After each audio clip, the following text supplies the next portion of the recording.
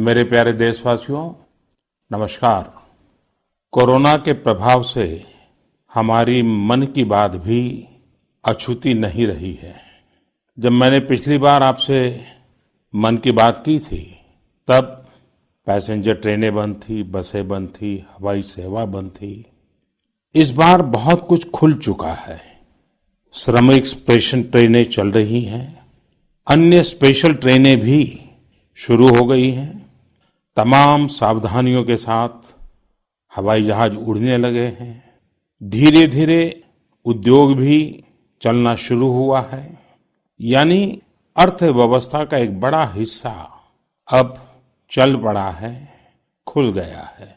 ऐसे में हमें और ज्यादा सतर्क रहने की आवश्यकता है। 2 गज की दूरी का नियम हो, मुंह पर मास्क लगाने की बात हो सके वहां तक घर में रहना हो, ये सारी बातों का पालन, उसमें जरा भी ढिलाई नहीं बरतनी चाहिए। देश में सबके सामूहिक प्रयासों से कोरोना के खिलाफ लड़ाई बहुत मजबूती से लड़ी जा रही है। जब हम दुनिया की तरफ देखते हैं तो हमें अनुभव होता है कि वास्तव में भारतवासियों की उपलब्धि कितनी बड़ी है। हमारी जनसंख्या ज्यादातर देशों से कई गुना ज्यादा है। हमारे देश में चुनौतियां भी भिन्न प्रकार की हैं, लेकिन फिर भी हमारे देश में कोरोना उतनी तेजी से नहीं फैल पाया जितना दुनिया के अन्य देशों में फैला। कोरोना से होने वाली मृत्यु दर भी हमारे देश में काफी कम है। जो नुकसान हुआ है उसका दुख हम सबको है, लेकिन जो कुछ भी हम बचा पाए हैं वो निश्चित तौर पर देश की सामूहिक संकल्प शक्ति का ही परिणाम है। इतने बड़े देश में हर एक देशवासी ने खुद इस लड़ाई को लड़ने की ठानी है। ये पूरी मुहिम पीपल ड्रिवन है। साथियों, देशवासियों की संकल्प शक्ति के साथ एक और शक्ति इस लड़ाई में हमारी सबसे बड़ी ताकत है, वो है देशवासियों की सेवा शक्ति। वास्तव में इस महामारी के समय हम भारतवासियों ने ये दिखा दिया है कि सेवा और त्याग का हमारा विचार केवल हमारा आदर्श नहीं है, बल्कि भारत की जीवन पद्धति है। और हमारे यहाँ तो कहा गया है, सेवा परमो धर्मः। सेवा स्वयं में सुख है, सेवा में ही संतोष है। आपने देखा होगा कि दूसरों की सेवा में लगे व्यक्ति के जीवन में कोई डिप्रेशन या तनाव कभी नहीं दिखता। उसके जीवन में, जीवन को लेकर उसके नजरिए में भरपूर आत्मविश्वास, सकारात्मकता और जीवंतता प्रतिपल नजर आती है। साथियों, हमारे डॉक्टर्स, नर्सिंग स्टाफ, सफाई कर्मी, पुलिसकर्मी, मीडिया के साथी, ये सब जो सेवा कर रहे हैं, उसकी चर्चा मैंने कई बार की है। मन की बात में भी मैंने उसका जिक्र किया है। सेवा में अपना सब कुछ समर्पित कर देने वाले लोगों की संख्या अनगिनत है। ऐसे ही एक सज्जन है तमिलनाडु के सी मोहन। सी मोहन जी मदुरै में एक सैलून चलाते हैं। अपनी मेहनत की कमाई से इन्होंने अपनी बेटी की पढ़ाई के लिए 5 लाख रुपए बचाए थे, लेकिन इन्होंने ये पूरी राशि इस समय जरूरतमंदों, गरीबों की सेवा के लिए खर्च कर दी। इसी तरह अगरतला में ठेला चलाकर जीवन यापन करने वाले गौतम दास जी अपनी रोजमर्रा की कमाई की बचत में से हर रोज दाल चावल खरीदकर जरूरतमंदों को खाना खिला रहे हैं। पंजाब के पठानकोट से भी एक ऐसा ही उदाहरण मुझे पता चला। यहाँ दिव्यांग भाई राजू ने दूसरों की मदद से जोड़ी गई छोटी सी पूंजी से 3000 से अधिक मास्क बनवाकर लोगों में बांटे। भाई राजू ने इस मुश्किल समय में करीब 100 परिवारों के लिए खाने का राशन भी जुटाया। देश के सभी इलाकों से विमेन सेल्फ हेल्प ग्रुप के परिश्रम की भी अनगिनत कहानियां इन दिनों हमारे सामने आ रही है। गांवों में, छोटे कस्बों में हमारी बहनें, बेटियां हर दिन हजारों की संख्या में मास्क बना रही हैं। तमाम सामाजिक संस्थाएं भी इस काम में इनका सहयोग कर रही हैं। साथियों, ऐसे कितने ही उदाहरण हर दिन दिखाई और सुनाई पड़ रहे हैं। कितने ही लोग खुद भी मुझे नमो ऐप और अन्य माध्यमों के जरिए अपने प्रयासों के बारे में बता रहे हैं। कई बार समय की कमी के चलते मैं बहुत से लोगों का, बहुत से संगठनों का, बहुत सी संस्थाओं का नाम नहीं ले पाता हूँ।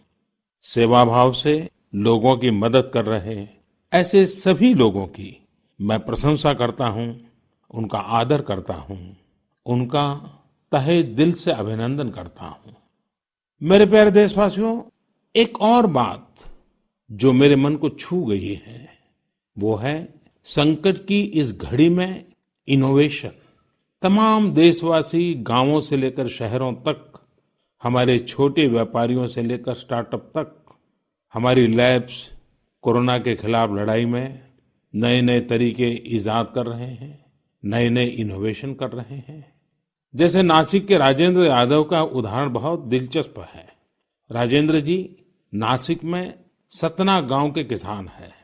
अपने गांव को कोरोना संक्रमण से बचाने के लिए उन्होंने अपने ट्रैक्टर से जोड़कर एक सैनिटाइजेशन मशीन बना ली है और ये इनोवेटिव मशीन बहुत प्रभावी तरीके से काम कर रही है। इसी तरह मैं सोशल मीडिया में कई तस्वीरें देख रहा था। कई दुकानदारों ने 2 गज की दूरी के लिए दुकान में बड़े पाइपलाइन लगा लिए हैं, जिसमें एक छोर से वो ऊपर से सामान डालते हैं और दूसरी छोर से ग्राहक अपना सामान ले लेते हैं। इस दौरान पढ़ाई के क्षेत्र में भी कई अलग-अलग इनोवेशन शिक्षकों और छात्रों ने मिलकर किए हैं। ऑनलाइन क्लासेस, वीडियो क्लासेस, उसको भी अलग-अलग तरीकों से इनोवेट किया जा रहा है। कोरोना की वैक्सीन पर हमारी लैब्स में जो काम हो रहा है, उस पर तो दुनिया भर की नजर है और हम सबकी आशा भी। किसी भी परिस्थिति को बदलने के लिए इच्छा शक्ति के साथ ही बहुत कुछ इनोवेशन पर भी निर्भर करता है। हजारों सालों की मानव जात की यात्रा लगातार इनोवेशन से ही इतने आधुनिक दौर में पहुंची है। इसलिए इस महामारी पर जीत के लिए हमारी ये विशेष इनोवेशंस भी बहुत बड़ा आधार है। साथियों, कोरोना के खिलाफ लड़ाई का यह रास्ता लंबा है। एक ऐसी आपदा जिसका पूरी दुनिया के पास कोई इलाज ही नहीं है, जिसका कोई पहले का अनुभव भी नहीं है, तो ऐसे में नई-नई चुनौतियां और उसके कारण परेशानियां हम अनुभव भी कर रहे हैं। ये दुनिया के हर कोरोना प्रभावित देश में हो रहा है और इसलिए भारत भी इससे अछूता नहीं है। हमारे देश में भी कोई वर्ग ऐसा नहीं है जो कठिनाई में न हो, परेशानी में न हो। और इस संकट की सबसे बड़ी चोट अगर किसी पर पड़ी है तो हमारे गरीब, मजदूर, श्रमिक वर्ग पर पड़ी है। उनकी तकलीफ, उनका दर्द, उनकी पीड़ा शब्दों में नहीं कही जा सकती। हम में से कौन ऐसा होगा जो उनकी और उनके परिवार की तकलीफों को अनुभव न कर रहा हो। हम सब मिलकर इस तकलीफ को, इस पीड़ा को बांटने का प्रयास कर रहे हैं। पूरा देश प्रयास कर रहा है। हमारे रेलवे के साथी दिन रात लगे हुए हैं। केंद्र हो, राज्य हो, स्थानीय स्वराज की संस्थाएं हो, हर कोई दिन रात मेहनत कर रहे हैं।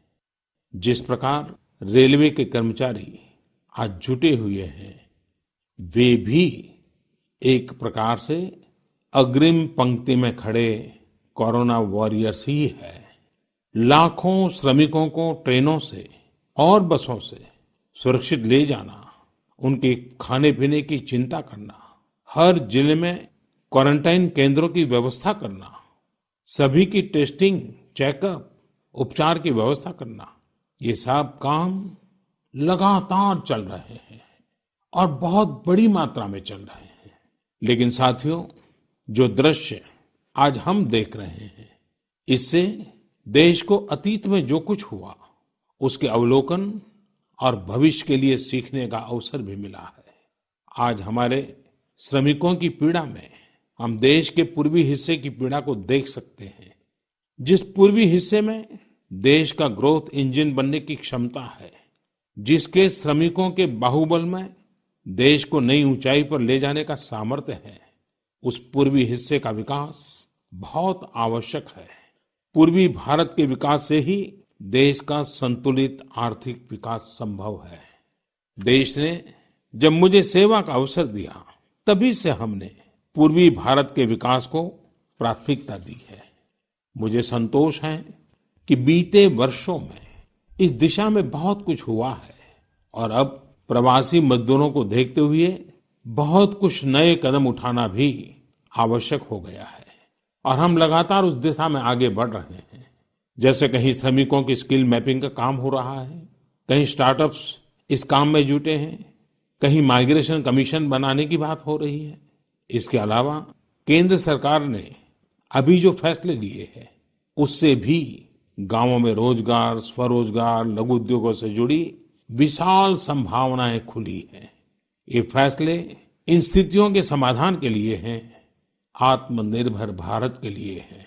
अगर हमारे गांव आत्मनिर्भर होते, हमारे कस्बे, हमारे जिले, हमारे राज्य आत्मनिर्भर होते, तो अनेक समस्याओं ने वो रूप नहीं लिया होता जिस रूप में वो आज हमारे सामने खड़ी है।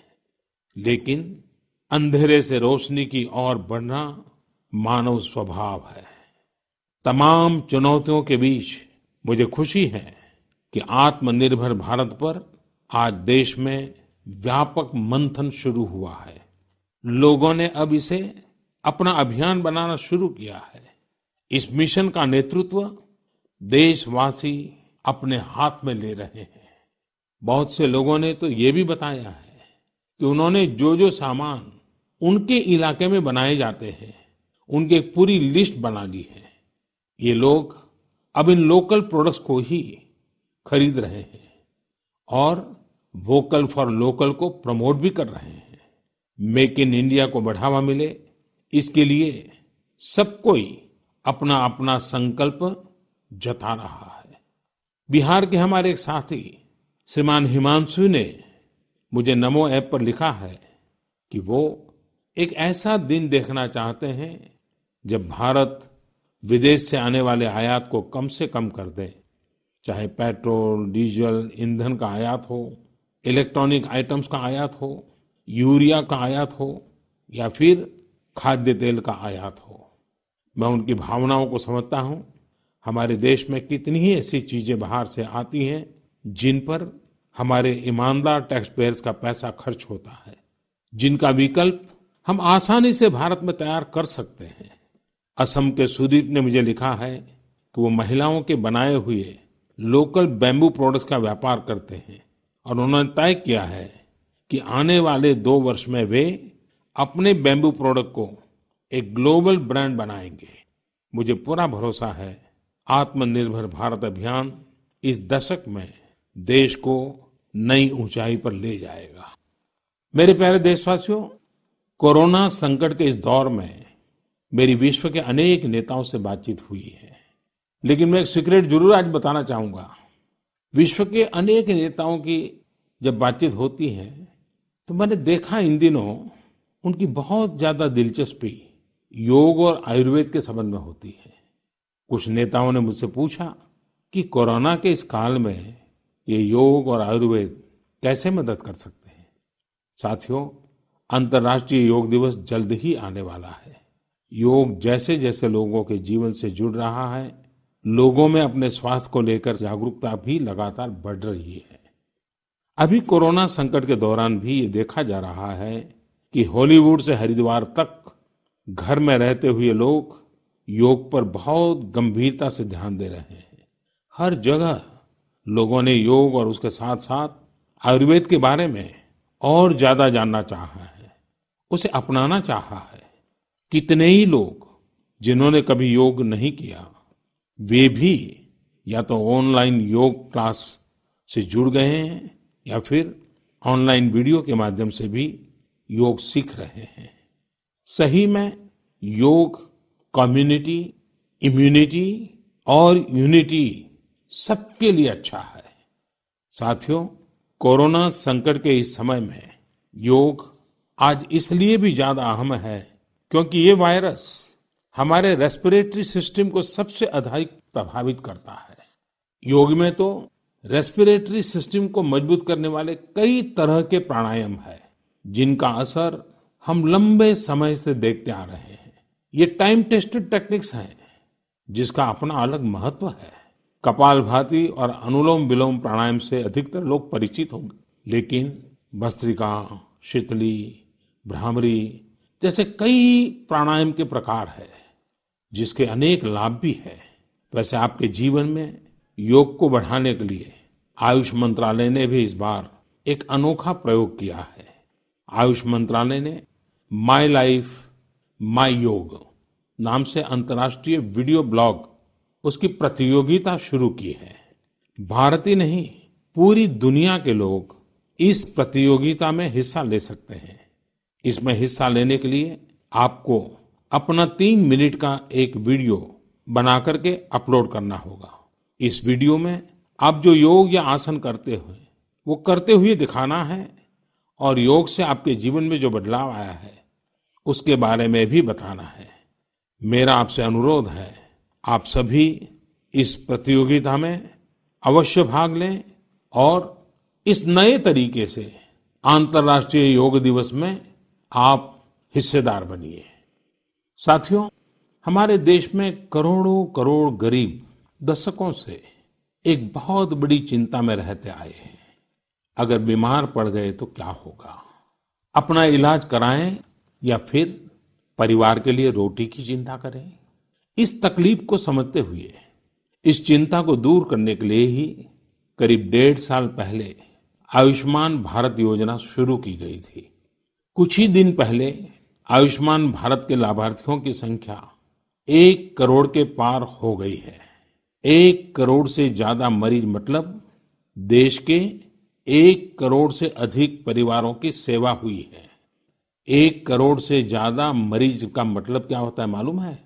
1 करोड़ से ज्यादा मरीज मतलब नॉर्वे जैसा देश, सिंगापुर जैसा देश, उसकी जो टोटल जनसंख्या है उससे 2 गुना लोगों को मुफ्त में इलाज दिया गया है। अगर गरीबों को अस्पताल में भर्ती होने के बाद इलाज के लिए पैसे देने पड़ते, इनका मुफ्त इलाज नहीं हुआ होता, तो उन्हें एक मोटा-मोटा अंदाज है करीब करीब 14,000 करोड़ रुपए से भी ज्यादा अपनी जेब से खर्च करने पड़ते हैं। आयुष्मान भारत योजना ने गरीबों के पैसे खर्च होने से बचाए हैं। मैं आयुष्मान भारत के सभी लाभार्थियों के साथ-साथ मरीजों का उपचार करने वाले सभी डॉक्टरों, नर्सेज और मेडिकल स्टाफ को भी बधाई देता हूं। आयुष्मान भारत योजना के साथ एक बहुत बड़ी विशेषता पोर्टेबिलिटी की सुविधा भी है। पोर्टेबिलिटी ने देश को एकता के रंग में रंगने में भी मदद की है। यानी बिहार का कोई गरीब अगर चाहे तो उसे कर्नाटका में भी वही सुविधा मिलेगी जो उसे अपने राज्य में मिलती। इसी तरह महाराष्ट्र का कोई गरीब चाहे तो उसे इलाज की वही सुविधा तमिलनाडु में मिलती। इस योजना के कारण किसी क्षेत्र में जहां स्वास्थ्य की व्यवस्था कमजोर है, वहां के गरीब को देश के किसी भी कोने में उत्तम इलाज कराने की सहूलियत मिलती है। साथियों, आप ये जानकर हैरान रह जाएंगे कि 1 करोड़ लाभार्थियों में से 80% लाभार्थी देश के ग्रामीण इलाकों के हैं। इनमें भी करीब करीब 50% लाभार्थी हमारी माताएं, बहनें और बेटियां हैं। इन लाभार्थियों में ज्यादातर लोग ऐसी बीमारियों से पीड़ित थे जिनका इलाज सामान्य दवाओं से संभव नहीं था। इनमें से 70% लोगों की सर्जरी की गई है।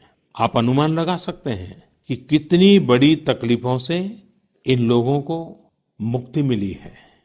मणिपुर के चुराचांदपुर में 6 साल के बच्चे केलेनसांग, उसको भी इसी तरह आयुष्मान योजना से नया जीवन मिला है। केलेनसांग को इतनी छोटी उम्र में ब्रेन की गंभीर बीमारी हो गई। इस बच्चे के पिता दिहाड़ी मजदूर हैं और माँ बुनाई का काम करती हैं। ऐसे में बच्चे का इलाज कराना बहुत कठिन हो रहा था, लेकिन आयुष्मान भारत योजना से अब उनके बेटे का मुफ्त इलाज हो गया है। कुछ इसी तरह का अनुभव पुडुचेरी की अमूर्था वल्ली जी का भी है। उनके लिए भी आयुष्मान भारत योजना संकट मोचक बनकर आई है। अमूर्था वल्ली जी के पति की हार्ट अटैक से दुखद मृत्यु हो चुकी है। उनके 27 साल के बेटे जीवा को भी हार्ट की बीमारी थी। डॉक्टर्स ने जीवा के लिए सर्जरी की सलाह दी थी, लेकिन दिहाड़ी मजदूरी करने वाले जीवा के लिए अपने खर्च से इतना बड़ा ऑपरेशन करवाना संभव ही नहीं था। लेकिन अमूर्था वल्ली ने अपने बेटे का आयुष्मान भारत योजना में रजिस्ट्रेशन करवाया और 9 दिनों बाद बेटे जीवा के हार्ट की सर्जरी भी हो गई। साथियों, मैंने आपको सिर्फ 3-4 घटनाओं का जिक्र किया। आयुष्मान भारत से तो ऐसी 1 करोड़ से अधिक कहानियां जुड़ी हुई है। ये कहानियां जीते जागते इंसानों की हैं। दुख तकलीफ से मुक्त हुए हमारे अपने परिवारजनों की है। आपसे मेरा आग्रह है, कभी समय मिले तो ऐसे व्यक्ति से जरूर बात करिएगा जिसने आयुष्मान भारत योजना के तहत अपना इलाज कराया हो।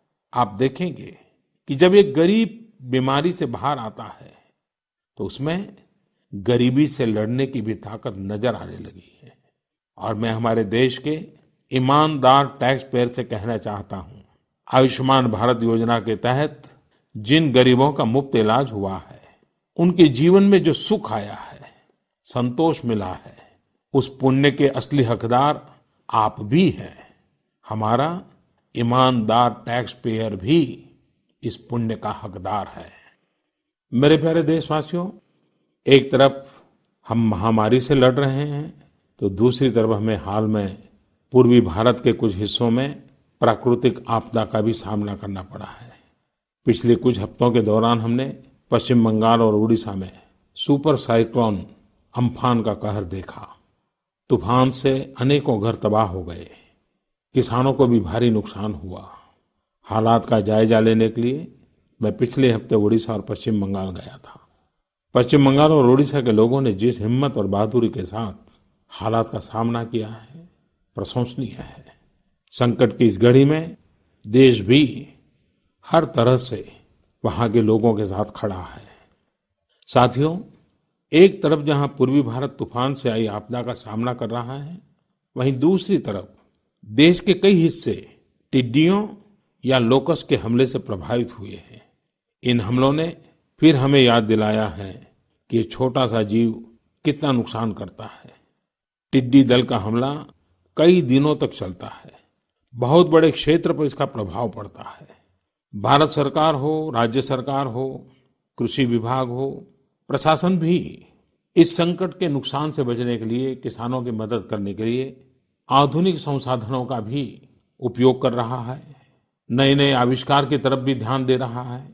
और मुझे विश्वास है कि हम सब मिलकर के हमारे कृषि क्षेत्र पर ये जो संकट आया है, उससे भी लोहा लेंगे, बहुत कुछ बचा लेंगे। मेरे प्यारे देशवासियों, कुछ दिन बाद ही 5 जून को पूरी दुनिया विश्व पर्यावरण दिवस मनाएगी। विश्व पर्यावरण दिवस पर इस साल की थीम है बायोडायवर्सिटी, यानी जैव विविधता। वर्तमान परिस्थितियों में यह थीम विशेष रूप से महत्वपूर्ण है। लॉकडाउन के दौरान पिछले कुछ हफ्तों में जीवन की रफ्तार थोड़ी धीमी जरूर हुई है, लेकिन इससे हमें अपने आसपास प्रकृति की समृद्ध विविधता को, जैव विविधता को करीब से देखने का अवसर भी मिला है। आज कितने ही ऐसे पक्षी जो प्रदूषण और शोर शराबे में ओझल हो गए थे, सालों बाद उनकी आवाज को लोग अपने घरों में सुन रहे हैं। अनेक जगहों से जानवरों के उन्मुक्त विचरण की खबरें भी आ रही हैं। मेरी तरह आपने भी सोशल मीडिया में जरूर इन बातों को देखा होगा, पढ़ा होगा। बहुत लोग कह रहे हैं, लिख रहे हैं, तस्वीरें साझा कर रहे हैं कि वो अपने घर से दूर-दूर पहाड़ियां देख पा रहे हैं, दूर-दूर जलती हुई रोशनी देख रहे हैं। इन तस्वीरों को देखकर कई लोगों के मन में ये संकल्प उठा होगा, क्या हम उन दृश्यों को ऐसे ही बना रख सकते हैं? इन तस्वीरों ने लोगों को प्रकृति के लिए कुछ करने की प्रेरणा भी दी है। नदियां सदा स्वच्छ रहें, पशु पक्षियों को भी खुलकर जीने का हक मिले, आसमान भी साफ सुथरा हो, इसके लिए हम प्रकृति के साथ तालमेल बिठाकर जीवन जीने की प्रेरणा ले सकते हैं। मेरे प्यारे देशवासियों, हम बार बार सुनते हैं, जल है तो जीवन है, जल है तो कल है, लेकिन जल के साथ हमारी जिम्मेवारी भी है। वर्षा का पानी, बारिश का पानी, ये हमें बचाना है। एक एक बूंद को बचाना है। गांव-गांव वर्षा के पानी को हम कैसे बचाएं? परंपरागत बहुत सरल उपाय हैं। उन सरल उपाय से भी हम पानी को रोक सकते हैं। 5 दिन, 7 दिन भी अगर पानी रुका रहेगा तो धरती माँ के पास बुझाएगा, पानी फिर जमीन में जाएगा। वही जल जीवन की शक्ति बन जाएगा। और इसलिए इस वर्षा ऋतु में हम सबका प्रयास रहना चाहिए कि हम पानी को बचाएं, पानी को संरक्षण करें।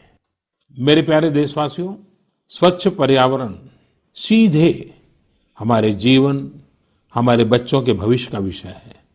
इसलिए हमें व्यक्तिगत स्तर पर भी इसकी चिंता करनी होगी।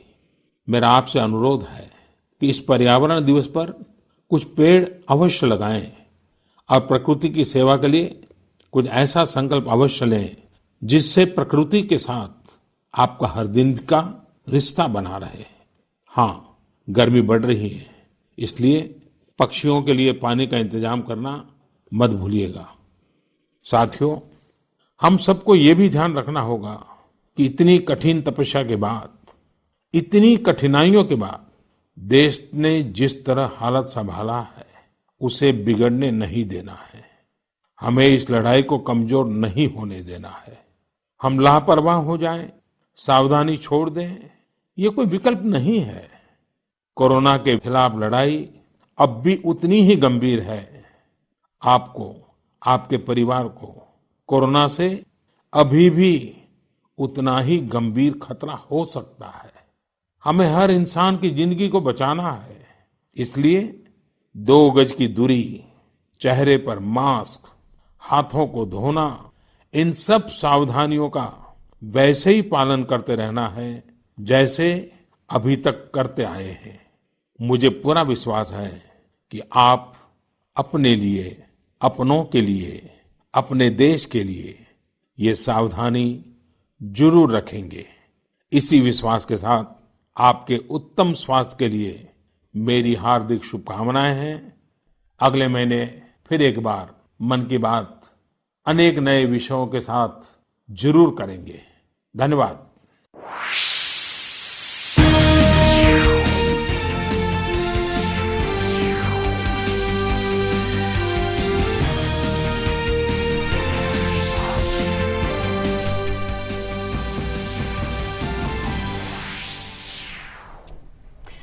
नमस्कार, आप देख रहे थे प्रधानमंत्री की मन की बात, जिसमें